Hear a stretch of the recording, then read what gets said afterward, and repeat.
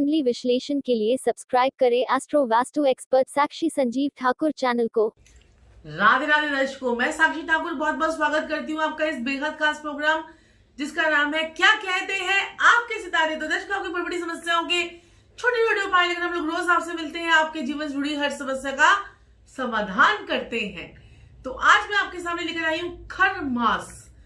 क्यों शुरू होता है खर मास और क्या होता है इस खर मास में, और कब से खर मास जो है वो लग रहा है। तो दर्शकों, आपको बताना चाहूंगी कि खर मास जो है ये 15 दिसंबर से जो है वो लग रहा है। 15 दिसंबर को आपको पता ही है कि सूर्यदेव जो है वो धनु राशि में प्रवेश कर रहे हैं। धनु राशि जो कि बृहस्पति की राशि है, और सूर्यदेव जो है वो बृहस्पति की राशि में प्रवेश करते हैं धनु या मीन में, तो खर मास का आरंभ जो है वो हो जाता है।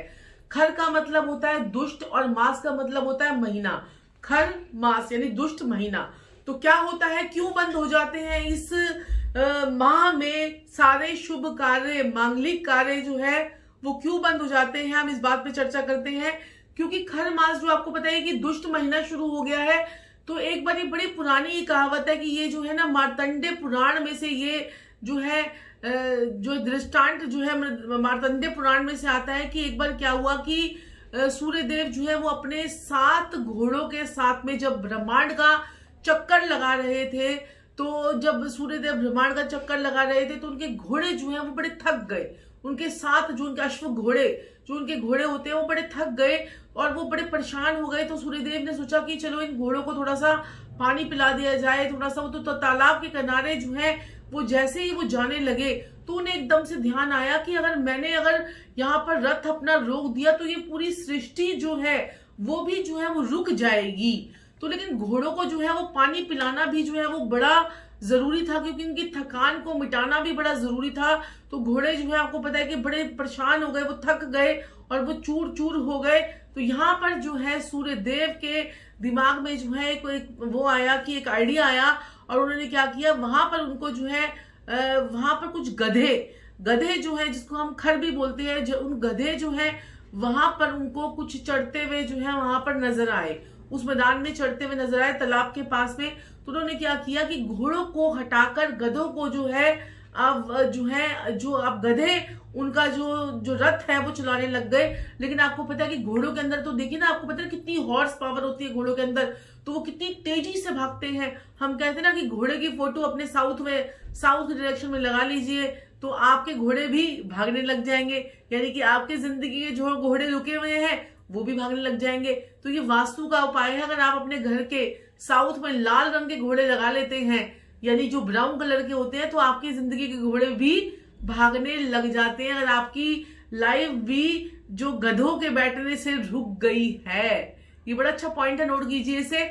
और यहाँ पर मैं बताना चाहूंगी, जैसे अब उन्होंने गधे लगाए तो गधे जो होते हैं वो धीरे धीरे चलते हैं, तो उनका रथ जो है वो भी धीरे धीरे चलने लग गया। तो यहाँ पर जो है लेकिन वो रथ जो है वो रुका नहीं, और जैसे ही रथ जो यानी सृष्टि के अंदर जो है वो सृष्टि के अंदर जो है वो धीमी गति जो है वो सृष्टि की धीमी हो गई, गति जो है वो रुकी नहीं। अगर वो अपने रथ को वहीं पर रोक लेते तो ये सृष्टि भी रुक जाती और सृष्टि का विनाश जो है वहां पर निश्चित था।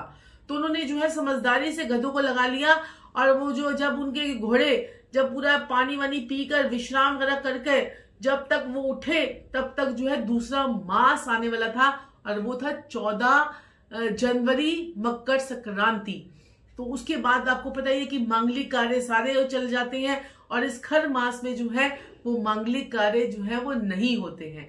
तो ये है हमारे शास्त्रों में मार्तंडे पुराण के अंदर जो है कथा बताई गई है। ये है मार्तंडे पुराण की जो है वो स्टोरी कि क्यों खर मास होता है और क्यों वहां पर जो है ये यहाँ पर हमारे को लगता है कि सृष्टि जो है वो धीमी हो गई है, मांगलिक कार्य बंद हो गए हैं। इसको दुष्ट मास कहते हैं, इसे खर मास कहते हैं। खर मतलब खच्चर वाला मास हो गया, एक तरह से समझ लीजिए। तो ये धनु राशि में जैसे ही सूर्यदेव जाते हैं तो ये सब चीजें शुरू हो जाती हैं। तो यहाँ पर जो है इस मास में अब हमें क्या करना चाहिए कि जिससे आपका जो है जीवन काल चलता रहे। आप ऐसे कौन सी चीजें करें जिससे आपको जो है बहुत अच्छा रिजल्ट आपको मिले और आपके उपाय भी जो है वो हो जाए। अब ये मास है खर मास, तो आपने जो है ना भगवान विष्णु की और भगवान शिव की पूजा आराधना आपको करनी चाहिए। इस मास में आपको शिवलिंग पे जाकर रोज जल चढ़ाना चाहिए, आपको विष्णु जी की आराधना करनी चाहिए, विष्णु सहस्त्र नाम का पाठ आपको करना चाहिए, शिवलिंग पर दूध चढ़ाना चाहिए, शिवलिंग पर कोई भी एक बर्फी का पीस जो है वो आप जाके रख सकते हैं। तो ये शिवलिंग पर आप जो है वो करते हैं, बहुत बढ़िया। खर मास के महीने में आप शिवलिंग पर एक रुद्राक्ष चढ़ा कर आए, बहुत बढ़िया रिजल्ट आपको मिलेगा। आप एक रुद्राक्ष चढ़ा कर आए भगवान शिव पर, चाहे वो 5 मुखी, सस्ते से सस्ता रुद्राक्ष जो होता है वो 5 मुखी का होता है, तो बेशक आप वो 5 मुखी रुद्राक्ष चढ़ा कर आए, लेकिन आपको रिजल्ट आपको बहुत ही नायाब आपको रिजल्ट जो है यहाँ पर देखने को मिलेंगे। और खर मास में क्या करना चाहिए आपको जो है ज्यादा तला भोजन जो है वो नहीं करना चाहिए, मांस मछली का प्रयोग नहीं करना चाहिए, शराब का प्रयोग नहीं करना चाहिए, मादक जो जितने भी नशे वाली चीजें होती हैं वो सब चीजों का प्रयोग नहीं करना चाहिए। लोग तो लहसुन अदरक और प्याज भी छोड़ देते हैं, अगर आप छोड़ सकते हैं तो छोड़ सकते हैं, अगर आप छोड़ना चाहते हैं तो छोड़ दीजिए, नहीं तो आप जो है ये जो बाकी चीजें हैं मीट अंडा शराब जो है उसी का थोड़ा सा परहेज कर लीजिए। तो इससे भी आपको खर मास की नेगेटिविटी जो है वो आपके जीवन पर नहीं आएगी। और आपको क्या करना चाहिए, जैसे शहद भी कई लोग छोड़ देते हैं, तो शहद भी आप छोड़ सकते हैं, या शहद आप शिवलिंग पर जाकर चढ़ा सकते हैं, इससे भी आपको बहुत बढ़िया रहेगा। जो काले तिल हैं, आज इस मास में उड़द का दान, काले तिल का दान, शहद का दान और लहसुन अदरक प्याज का दान।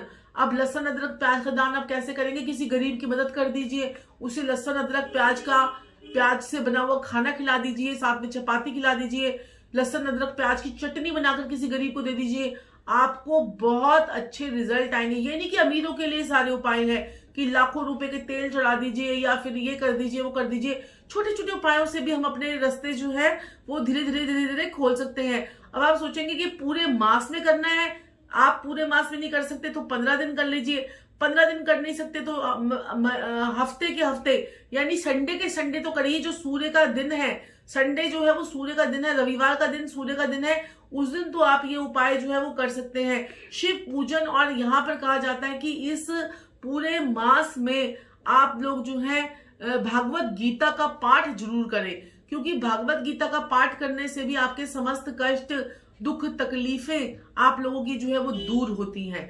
तो ये है खर मास का महत्व।